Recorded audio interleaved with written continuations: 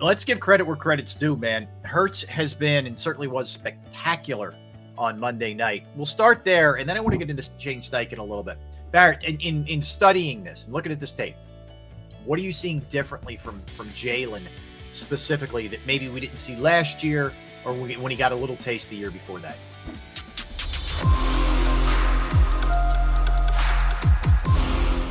All right, we're back on this Wednesday. We are Sports Take, JAKIB Sports YouTube Network. Coming up, David Murphy at 1 o'clock. A little later after that, I will embarrass myself perhaps more than I have ever on the show, which is saying something when you see my gritty dance. So we will do that a little bit later as well. All right, let's talk some Eagles here, guys. You look at what that after that performance, and really even what we saw week 1 in Detroit too, where they drop a 31 spot. And even last week, it could have, or Monday night, it could have been a lot more points for sure. But we know Jalen Hurts, first player ever to complete 84% of his passes, rush for 2 touchdowns. We know that. He goes 26 of 31, 333 yards, more than 10 yards per completion, a touchdown, interception that wasn't his fault, a 108.7 passer rating, rushed 11 times for 57 yards, scored twice with his legs, and 2 impressive runs kind of in different ways. Averaged more than 5 yards per carry. Eagles had 455 yards of total offense versus the Lions and 486 versus the Vikings. They have rushed for 379 yards in 2 games. That's the most through 2 games in franchise history since 1981. Wow. All right. It's by only a small margin. They almost surpassed that. They're averaging the tied for the 4th most points per game at 31, 2nd in rushing at almost 190 per game, and 7th in passing yards at 281 per game. Let's give credit where credit's due, man. Hurts has been and certainly was spectacular on Monday night. We'll start there, and then I want to get into Shane Steichen a little bit. Barrett, in studying this and looking at this tape, what are you seeing differently from Jalen specifically that maybe we didn't see last year or when he got a little taste the year before that? The game has definitely slowed down for him. He's processing information a lot faster. He knows where he wants to go with the ball. But he's not forcing it where he wants. Last year, if he knew he wanted to go to Smitty, he would go straight to Smitty. This time, he's processing what's going on in front of him. Yes, he has a favorite target, but he realized, hey, I got to make sure I distribute this ball and get everybody into this game. And that's what he did this last game. Yep. I think for the most part, he learned from the first week going into the second week.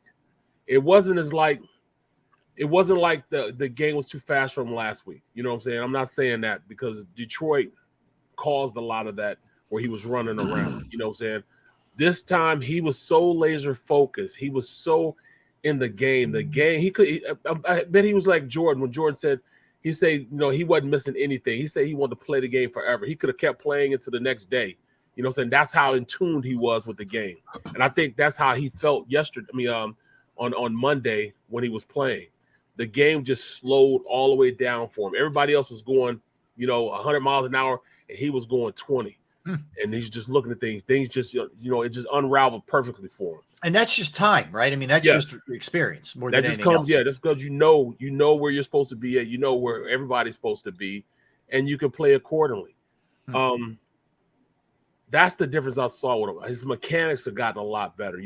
His body's a lot tighter, because usually you could tell when a quarterback's into his mechanics when he's not flailing around. He's looking, his body's still tight. He's running around, he's looking like this.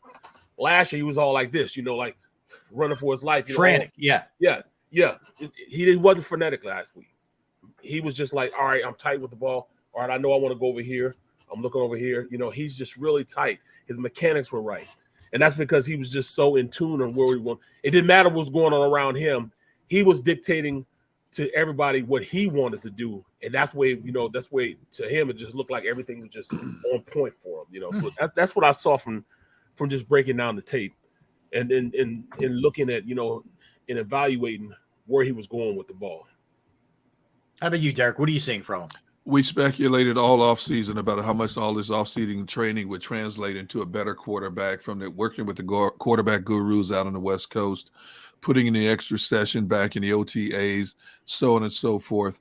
What we don't know for sure, and if we do, I missed it. I want to know how much, if any, did Sirianni and Steichen alter the playbook to fit his skill set more, to make him more comfortable as a quarterback in this particular offense that they run. I would like to hear the answer to that. And if they've answered that question, whether it's in training camp or at any other time, I must have missed that one. But like Barrett said, you look at a more poised and confident athlete stepping under center. You look at his throwing mechanics, more over the top.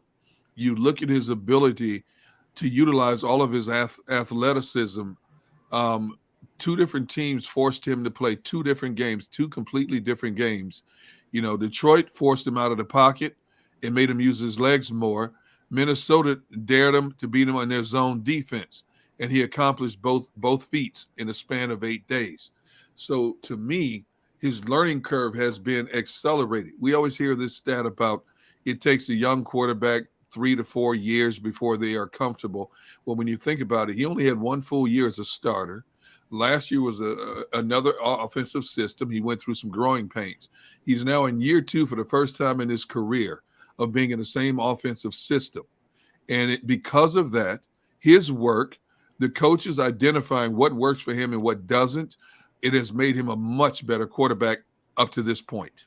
Agree with every word both of you said. I'll just add one thing, and this is not in any way, shape, or form a knock at Jalen, but I will say the organization did right by him. They gave him pieces. Yep. Josh Allen's game accelerated because he got better as he went along, but they also gave him Stephon Diggs and they gave him talented players around him. Giving him AJ Brown, man, is such a help. Even though AJ didn't go crazy Monday night, but he opens things up for others. Yep. That's why Devontae's able to do what he does, and Dallas, and et cetera, et cetera. So I think you can ask guys to get better, but you can also do a lot to help that and enhance that. And I think the Eagles did. I give Howie a lot of credit for that draft night trade. He gave everything he needed. Yeah. And based on what we saw from Monday night, that's why I said before this season that I could see this team. We kept talking about who will be the 1,000-yard receiver for this team. I said you could have 3 or 4 receivers, 800-900 yards, and not have a 1,000-yard receiver, but the offense will still be just as effective because you have so many people you can rely on. You look at most teams, a quarterback has 2, maybe 3 guys that they go to most of the time. In this case, you have 4 or 5 guys you can go to most of the time as long as they stay healthy. Yeah. From Quez, and I didn't even include Pascal in that equation. Right. And Pascal, is one of Sirianni's boys. But you look at, swing passes out of the backfield, 3 wide receivers, and Quez and Devontae and AJ. I didn't even include Pascal. I forgot Goddard. So we're talking possibly 5 or 6 different options he has to go to at any given time. A lot of teams don't have those options. You know what else is interesting? I don't know if this is apropos to exactly what we're talking about, but the offensive line, and correct me if I'm wrong here, is all homegrown, right?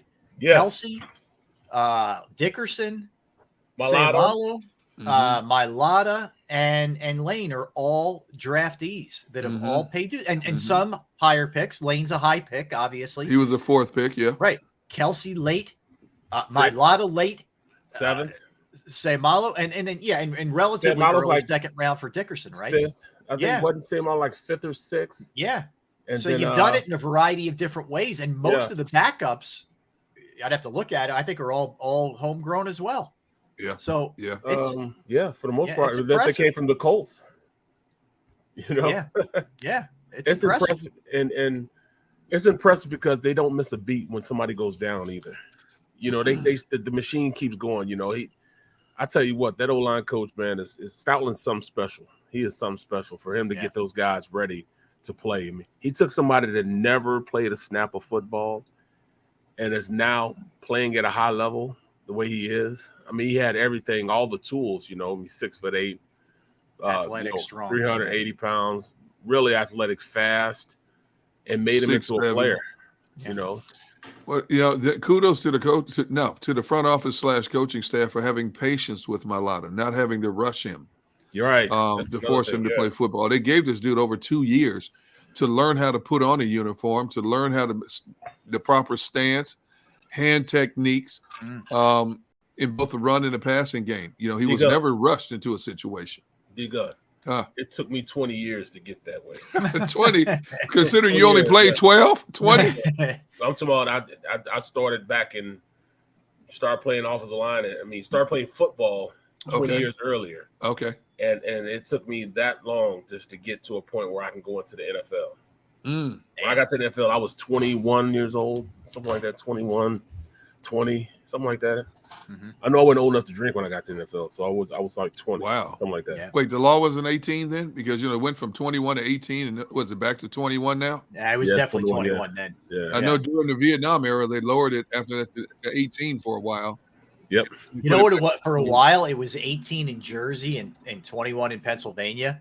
What? Yeah, so guys would – You're just sick at home, huh? Yeah, I don't advise – no, not me.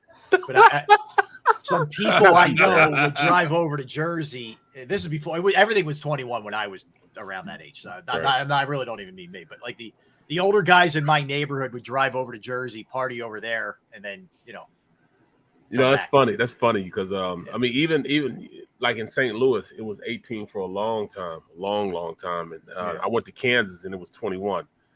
I can remember going places and, guys were just, doing everything. I can remember getting my driver's license at 15. 15? Yes, I got my driver's license at 15. Yeah. Really? 15 years old, yeah. We could take driver's ed at 15. You could take driver's ed in your sophomore year. Yeah, we had to take driver's ed, and then we got the license through driver's ed. Yeah, same. We got not a permit, but a license. That's what we could get a permit then at 15, but you had to be like 2 or 3 months shy of 16. I forget. And then, in Wisconsin, after you got your license, you still had to drive with an adult or an experienced driver for X amount of, like for 90 days or something like that before you could be turned loose. You drive on your own. It's true. Yeah, it was like 6 months for us. And then it went crazy after that because I got my license at 15, and you couldn't tell me anything then, man. I'm you were off to the races then. I had to take the drivers to the behind the wheel test 3 times. One time because and when you took the driver's test, you had to go to one of those driving schools. You couldn't get your license through the high school. You had to go to one of those drive testing places. Yeah. So the first time I was behind the wheel, and the driving instructor, they tell you, okay, you're going to turn right here, or you're going to turn left here. So the first time he told me I was going to turn, I said, huh? By that time I had rolled through a stop sign. And so it automatic fail. Second time, my back wheel barely touched the curb. Dude flunked me for that. Yeah. They don't play around with parallel parking like that. No, man. Yeah. It's no joke. Bro, yeah. And then like my kids, like my daughter, Asia, she wanted to drive so bad that on her birthday, her 17th, you had to be 17 in Philly now, in Jersey now. You do? On her birthday. And then you have to take a driver's class before you a driving course. You have to take a driver's class when you're 16 in order to qualify to get it when you're 17. What? Wow. So she got her birthday. She got it on her birthday. She made me get up when we went over there, and she took the driver's test on her birthday and drove me home. No kidding. That day, got her license, drove me home. Yeah, that's awesome. Yeah. All right, well, we'll get into Shane Steichen in a little bit, but let's get a timeout here, and we will. When we come back, David Murphy's going to be joining us from the Philadelphia Inquirer. I had a story today about the Eagles' schedule and how favorable it is, but we'll talk everything Eagles with David when we return a little later. The Gritty. Do a little preview. Can't a little wait. later. Much we'll do it. I know. Look at Derek shaking his head. I'm gonna have to take some oxygen before you better take some Pepto-Bismol just to after maybe beforehand. But I got mad respect for Rob for even doing it because see, Rob, what you could have done it, and then after looking at the video and your daughter saying, I don't want to be a part of this, you could have said, you know what? I'm not putting myself in front of public embarrassment like that. But you straight up good dude, man. You went through with it. I'm proud of you, man. Thank you. I'm gonna be a little embarrassed when I say it. Yeah, you're not the only one. All right. I won't tell people I know you publicly, but I'm going to be disowned. This will be the last sports take. I'll be disowned. All right, so we come back. David Murphy's going to be joining us. So don't go anywhere. Derek Gunn, Barrett Brooks, Rob Ellis, Sports Take. JAKIB Sports YouTube Network. Let's talk about Pro Action Restoration, because Pro Action Restoration is the place that you call, that you reach out to online. If you have a home, you have a business, you have a property, and you've experienced water, fire, smoke, mold damage, whatever the case may be, they're there to handle it, okay? They're on call 24 hours, 7 days a week. I've gone through it. It was a weekend. They got out to my parents' house quick. They cleaned everything up. They diagnosed the problem. It was a reasonable price. The crew was unbelievable. They are licensed, bonded, fully insured. They've been serving the tri-state area for more than 2 decades. Pro Action will work in conjunction with your insurance company. Again, no matter whether it's fire, whether it's water, whether it's smoke, whether it's mold remediation, you name it, they can handle it. Give them a call, 610-623-3760, 610-623-3760, or online at proactionrestoration.com. That's proactionrestoration.com.